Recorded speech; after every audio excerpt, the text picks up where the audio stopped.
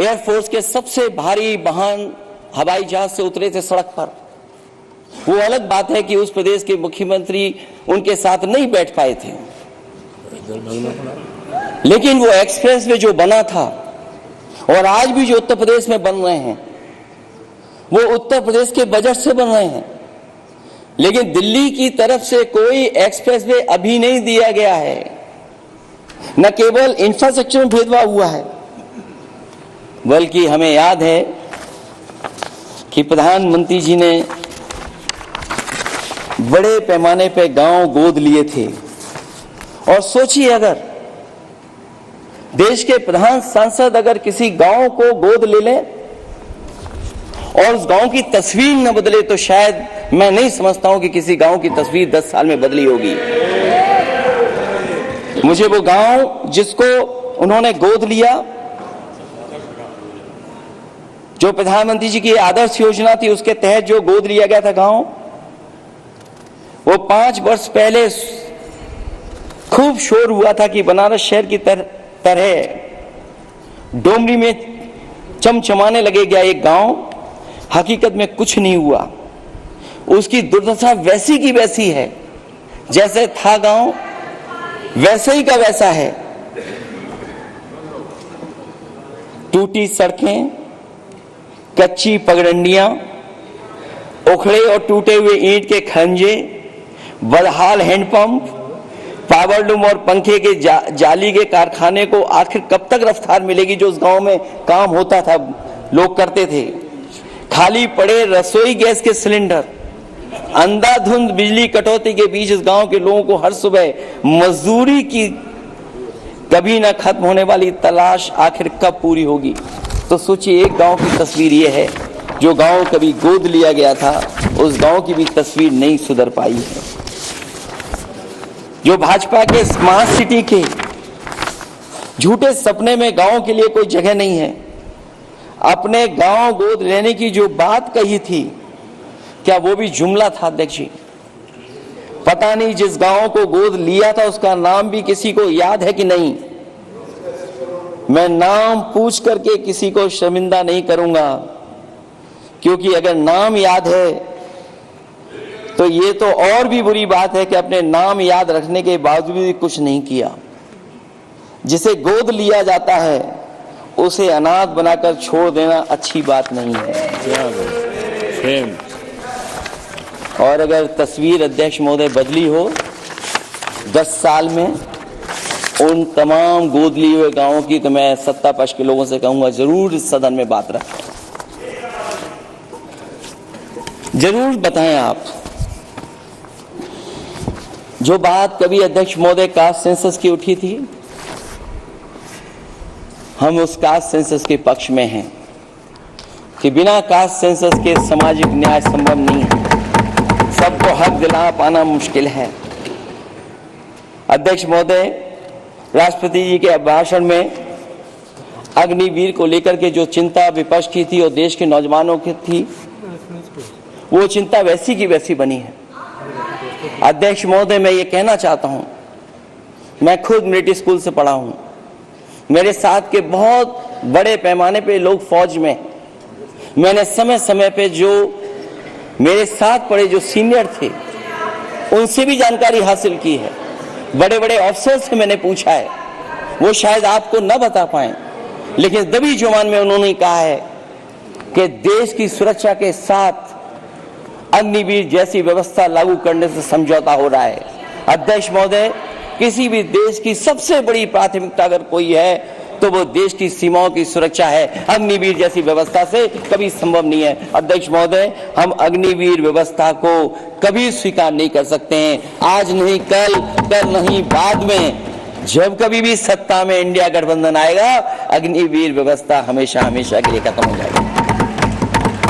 अध्यक्ष महोदय, जिन्होंने कहा कि हम आय किसानों की दोगुनी कर देंगे,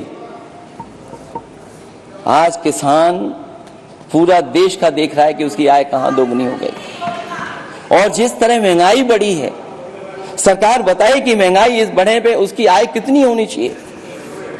और जो इंफ्रास्ट्रक्चर की बड़ी बड़ी बातें की गई थी कि एमएसपी लागू करने के लिए एग्रीकल्चर सेक्टर का इंफ्रास्ट्रक्चर तैयार होगा।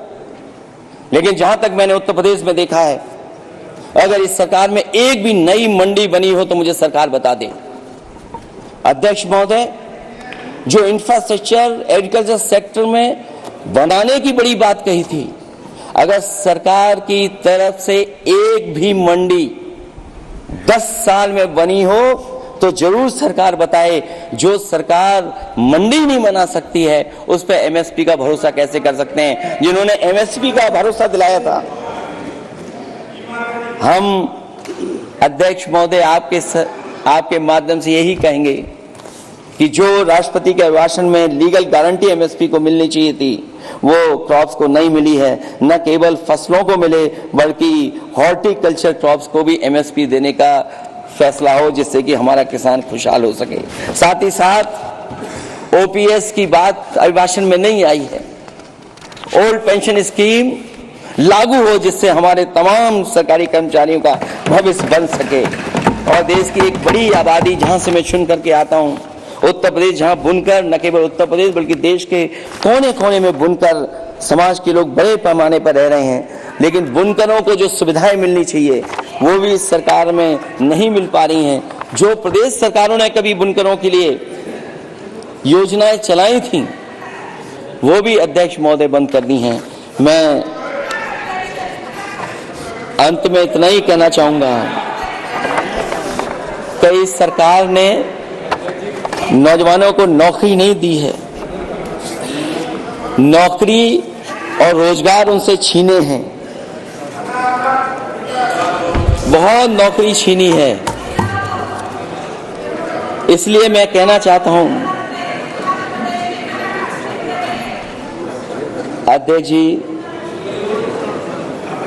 इसलिए मैं कहूंगा कि आपके राज में न नौकरी की उम्मीद है न रोजगार, क्योंकि आपने छोटे कारोबारी तक को इतना छोटा बना दिया है कि न तो वो अपना पेट भर सकता है न किसी को नौकरी पर रख सकता है। जो कुछ पद निकलते भी हैं तो उन पर लेटरल एंट्री के नाम से पिछले दरवाजे से कुछ खास संगी साथियों को रख लिया जाता है। आरक्षण का हक नॉट फाउंड सुटेबल के नाम पर हड़पा जा रहा है। और अध्यक्ष महोदय,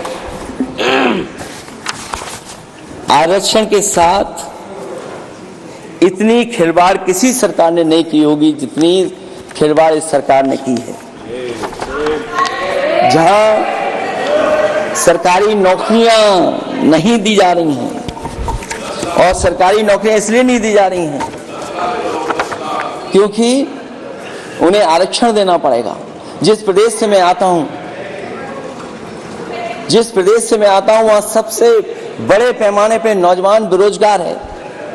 और पिछले 10 साल में जो पेपर उन्होंने लीक कराए हैं वो इसीलिए कराए क्योंकि नौकरी ना देनी पड़े, और अगर नौकरी देनी पड़ेगी तो उन्हें आरक्षण भी देना पड़ेगा। ये जानबूझ करके सरकार नौकरी और आरक्षण के साथ खिलवाड़ कर रही है।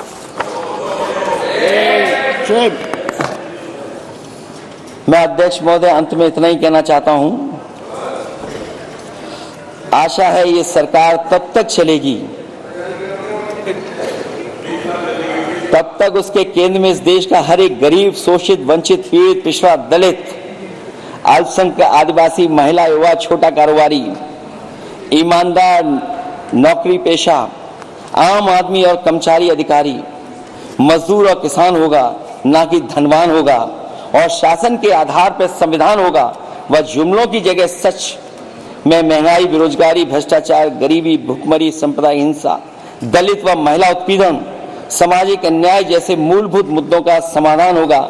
और भोजन, बिजली, पानी, दवाई, पढ़ाई जैसी बुनियादी जरूरतों के लिए कागजी योजनाओं की जगह सच में इंतजाम होगा। मैं एक बार फिर उत्तर प्रदेश की समझदार जनता द्वारा सबसे बड़ी पार्टी चुने जाने के साथ साथ इंडिया गठबंधन समाजवादी पार्टी और कांग्रेस को सबसे ज्यादा सीटें जिताई, उसके लिए मैं उत्तर प्रदेश की जनता का बहुत बहुत धन्यवाद और आभार भी व्यक्त करूंगा। मुझे उम्मीद है कि अगली बार जब राष्ट्रपति जी का भाषण हो वो सरकारी भाषण ना हो, सच्चाई के साथ सरकार अपनी बातें रखें। इन्हीं शब्दों के साथ अध्यक्ष महोदय मैं आपका बहुत बहुत धन्यवाद देता हूँ। Very good.